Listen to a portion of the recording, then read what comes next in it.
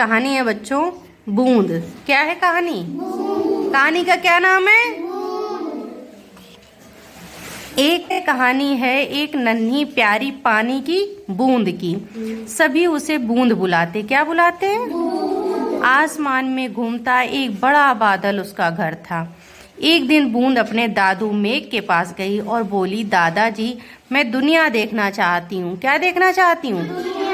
ठीक है मेरी बच्ची, लेकिन तुम अकेली नहीं जा सकोगे, मैं तुम्हारे साथ शबनम को भेज दूंगा।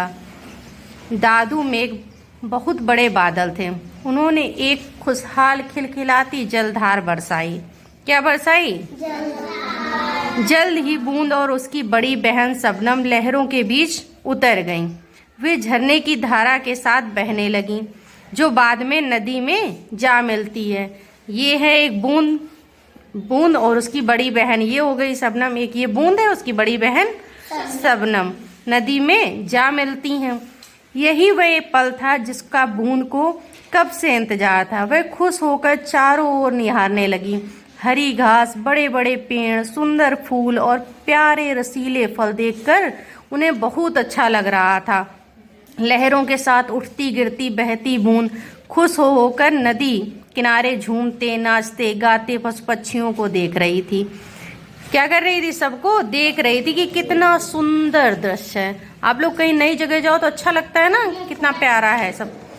जल्दी ही नदी आकार में बड़ी हो गई और उसकी चाल धीमी हो गई।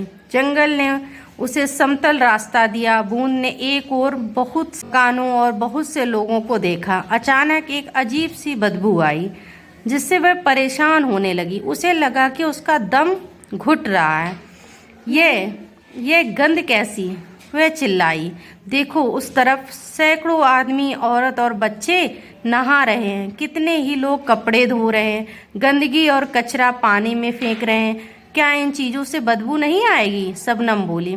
जैसे ही वे आगे बढ़ी, बूंद ने देखा कि पानी का रंग पीला और हरा होने लगा है।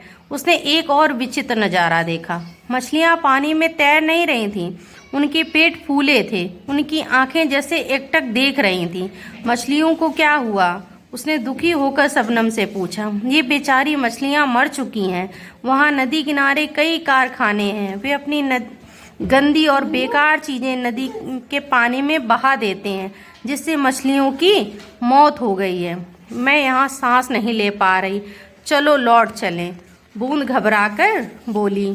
ठीक है, मेरे पीछे पीछे आओ, शबनम बोली। कौन बोला? शबनम बोली। वे दोनों बहनें रेत पर लेट गईं। सूरज की किरणों ने उन्हें सीधे सोख लिया। क्या किया? सोख लिया। वे भाप बन गई और ऊपर उठने लगीं। दादू मेघ शबनम और बूंद की राह देख रहे थे। दादू ने उनको अपनी बाहों में ले लिया। वे फिर से शबनम और बूंद बन गईं और अपने परिवार में जा मिली।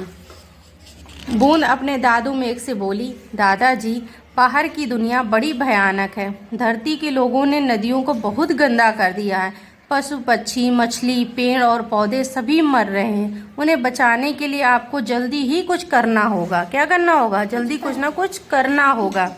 दादू मेघ कुछ समय सोचते रहे, फिर उन्होंने एक निर्णय लिया। उन्होंने अपने बड़े परिवार के सभी बादलों को एकजुट होने को कहा। देखते ही देखते एक अकेला बादल बड़ा और बड़ा होता चला गया। जब इस बड़े बादल ने आधे से अधिक आसमान को घेर लिया, तब दादू मेघ लोगों से बोले, तुम लोग पानी को गंदा करते आ रहे हो, जिससे पेड़ पौधे, पक्षी और पशुओं को हानि पहुंच रही है। ये सब बंद करो, नहीं तो तुम सबको अपनी करनी की सजा भुगतनी पड़ेगी। क्या होगा? सजा भुगतनी पड़ेगी।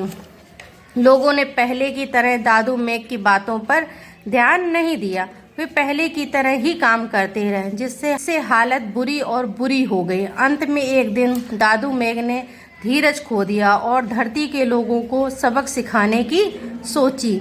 उसने अपने परिवार के सभी बादलों को बुलाया और उन्हें बरसने से मना कर दिया। झरना, नदी, झील, तालाब, यहाँ तक कि कुएं भी सूख गए। हर जगह सूखा पड़ गया। लोगों को अपनी गलती का एहसास हुआ। वे अपने किए पर पछताने लगे। उनका नेता आर्यन दादू मेघ के हाथ जोड़कर कहने लगा, हमें सबक मिल गया है। अब हम नदियों को कभी गंदा नहीं करेंगे और पर्यावरण को सुरक्षित रखेंगे। कृपा करके हमें माफ़ कर दीजिए और एक मौका दीजिए। कोई गलती करते हैं ना तो उसको सुधारने के लिए मौका मिलता है ना कि अब हम ऐसा काम नहीं करेंगे। दादू मेघ ने उन लोगों को माफ़ कर दिया। एक बार फिर बादल जमकर बरसे, झरनों और नदियों में स्वच्छ जल बहने लगा। पेड़ पौधे हरे हो गए, सुंदर फूल और स्वाद भरे फल फूलने लगे।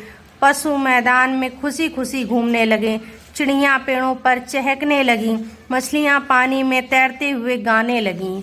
सब खुश हो गए कि अच्छा पानी आ गया। और इस पूरी दुनिया में सबसे अधिक कोई खुश था तो वह थी प्यारी सी पानी की नन्ही सी बूंद। क्या थी? बूंद।